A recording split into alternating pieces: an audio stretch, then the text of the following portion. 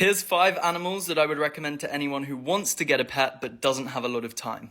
First up, we have the giant African land snail, and these guys are so good for beginner keepers because they are so easy. You can make an enclosure for giant African land snails out of a storage container, which is super cheap and easy. They don't require too much maintenance, just some fresh fruit and vegetables and then some calcium.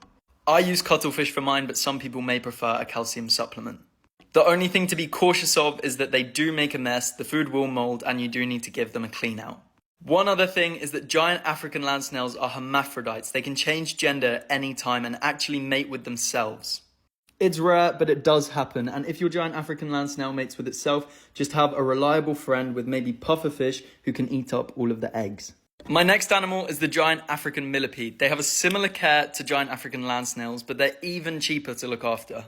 They also eat decaying wood and leaf matter, so you can actually pick this up from a forest near you. Although with taking materials from the forest floor, you may bring some other insects along with you, so these can gross people out a little bit. They also have tiny mites living all over their exoskeleton, so it's not for everyone. Next on my list is the praying mantis, and I know there's a lot of bugs on this list, but they really are the easiest.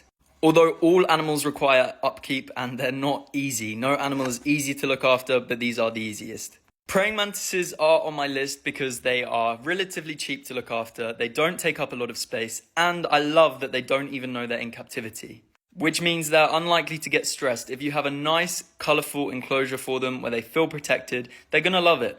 The only thing with these guys is that they eat live food, like live mealworms, locusts, and things like that. If you're worried now, it's fine, you'll soon get over it. And people love these because they come in so many different colours and shapes and sizes, and they are such a beautiful creature. Now this one is slightly controversial because some fish require a lot of care. It depends on the type of fish you're getting, but also the maintenance side of things.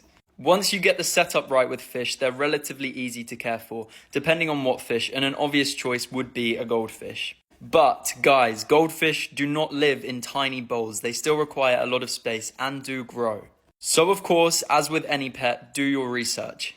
And if you're looking for the lowest maintenance pet, I would recommend sea monkeys. And by the way, brine shrimp sea monkeys, they're the same thing. Brine shrimp are relatively easy to look after, they're low maintenance, they're very cheap, and they're great for kids. And by the way, you may think that these guys are too small to be enjoyable pets, but they actually grow to quite a large size. And if you want to know my hardest animals to look after from personal experience, let me know.